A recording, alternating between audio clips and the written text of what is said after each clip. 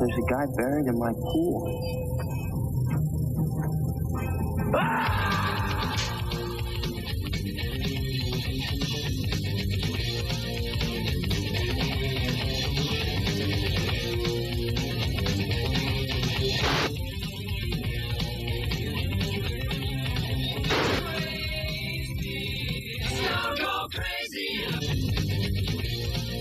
Whoa! How's your level sound, guy?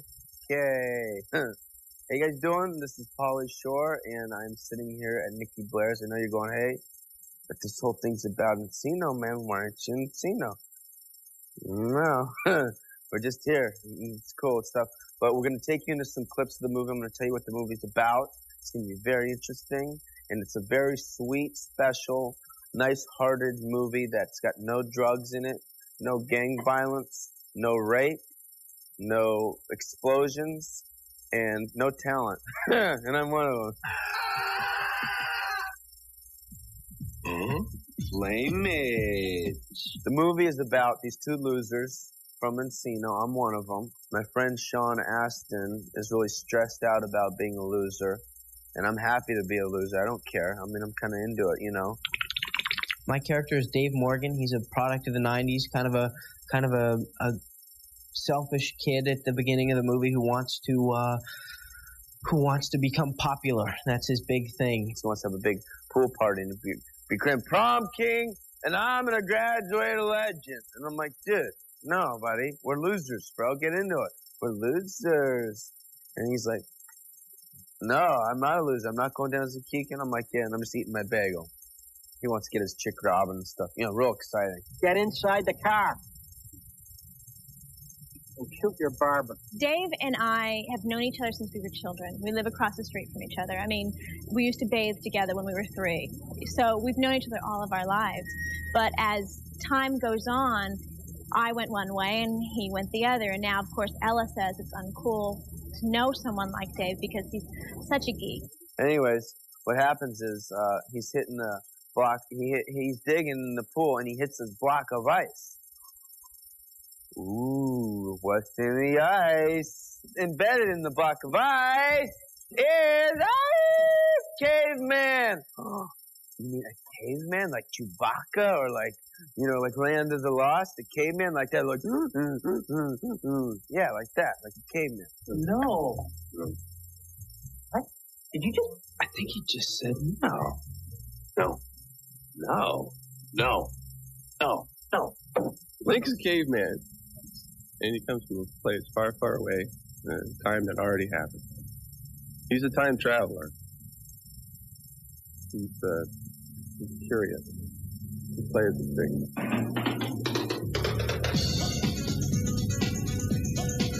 And he's like, this is it, Stone, because my name is Stoney. He goes, this is it, Stone, this is our ticket. We can get chicks and fame and money. And I'm like, no. He goes, you can get some new bell bottoms. I'm like, me and my new scooters. You know, I'm like, cool. So he tantalizes me into it. Anyways, we dethaw this guy, and he's just like amazing. Wow, who's the guy with the dork squad?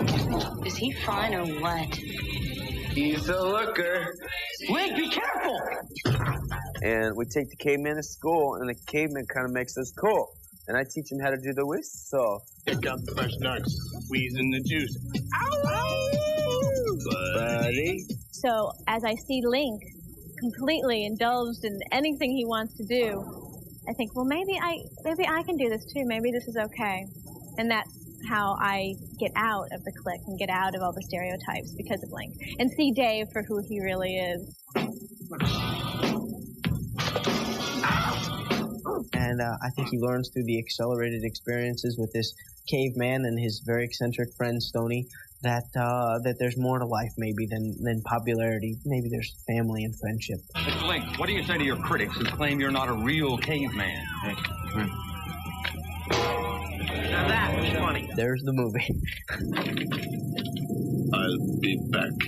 Stay tuned, you guys. Coming up, I will tell you how I almost became the Encino man. Love's going to leave.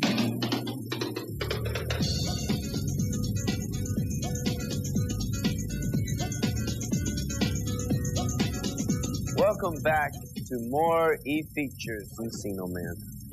Okay, what happened was, casting-wise, it was last August. I was doing my show, my MTV show, the Totally Pauly, you know, the real stupid show that's on MTV, you know. Well, I was doing my show on a billboard. You know, MTV and my record company gave me a billboard, and I'm doing my show, and I'm like, people are screaming, "You suck," you know, all this stuff. I'm like, hey, be cool. And Lesson George, who's the producing and directing team, said, we think you'd be a good caveman. And I'm like, hey, I ain't gonna be nobody's caveman. So, because the cavemans don't talk. Caveman's drunk. So I don't want to be Bobo the Weasel. You know what I mean? I don't want to talk. I want to say something. Link and I are cruising the mountain, bro. We figured we'd be the little Jews. No, we think the Jews. We the Jews. No, we think the Jews. No, we think the Jews. We were trying to pair me up with someone. You know, Sean's cool and stuff, and I like Sean, but I wanted Bud Bundy from Married with Children.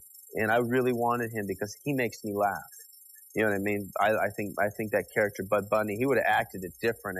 But imagine him in that role going, I'm going to get popular and I'm going to become a legend. You know what I mean? And then it would have been, I thought it would have been really funny. But instead, Sean just played it straight, which was cool, and we got that out of it. Link, honey, how was your day? His day was great, huh? Yeah, he's got lots of new friends, and his class is all... The first thing about Pauly is you need a translator, okay? But once you get past the linguistic barriers, I think that there's more to Pauly than meets the eye. You know, I think he really likes the ideas of family and friendship, and I think, you know, when he took a pass at this script and sort of put his ideas into it, I think those values kind of immersed under the you know, the disguise of this very eccentric, you know, hey, bud, all that sort of stuff. And I helped them rewrite my role. And instead of two of the characters being similar, like Bill and Ted, finding a caveman, you know, then they both like the same thing. But Sean Astin is so opposite of me, you know. He's like so opposite of me that he wanted to teach him for popularity, and I want to take him my way. I want to introduce him to my stuff, and that's where the comedy came in. No. No. Oh, God. We gotta teach you how to be normal. We're going psycho with him, though. Brendan was a God's gift. Because if Brendan wasn't in the movie, then I don't know, the movie probably wouldn't be as good as it is now. Brendan's an amazing actor. You know, Brendan is not like the caveman. Brendan transformed into the caveman. When Brendan came in and did his audition for Encino Man, it just was like, wow, this is it. This is the guy. Set him. Let's get him. This is it. It was amazing. You know, not that many people nailed it right away. He's very physical and he's very smart. He was able to take our situations and create comedy from anything that surrounded him.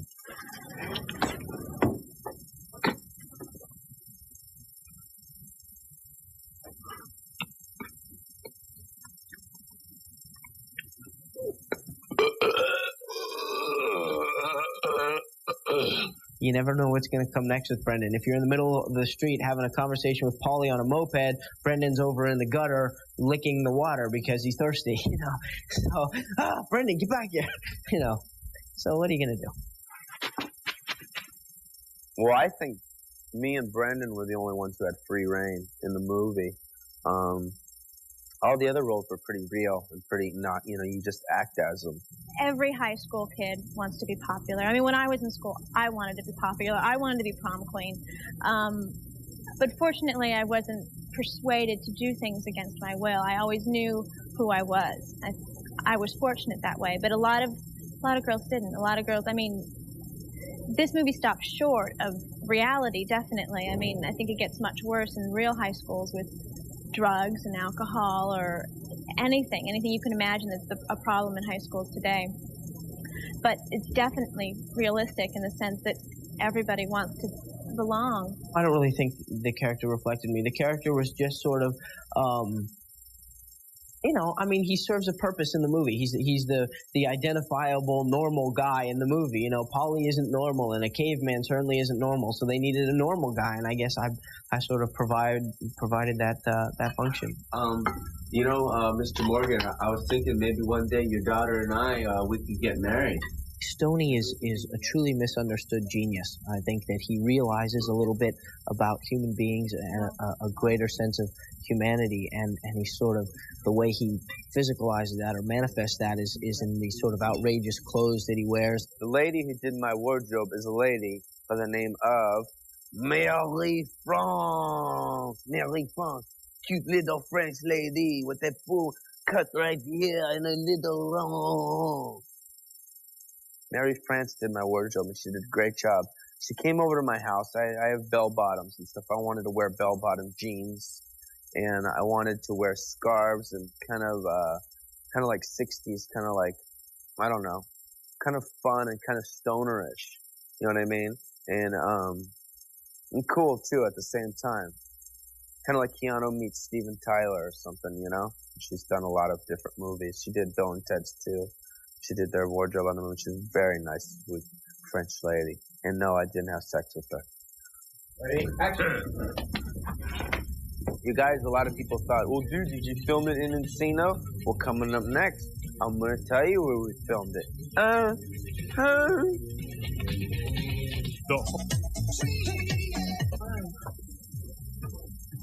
She's so cute.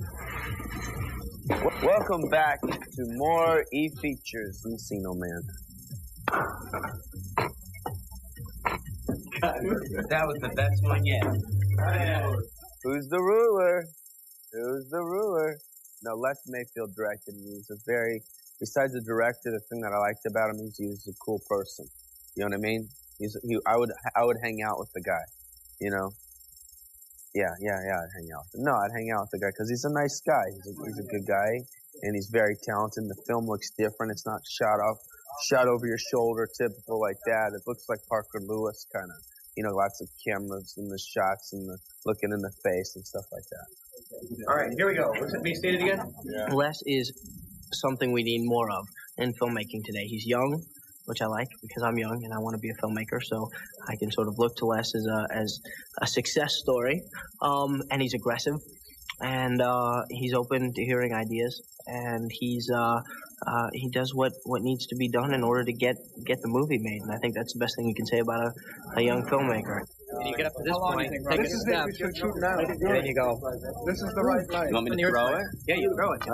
But not on this shot. Les did a great job, and he wanted me to do what was on the script first, and then after we got that, then do oh my neck, then do, you know, kind of like an offbeat kind of take.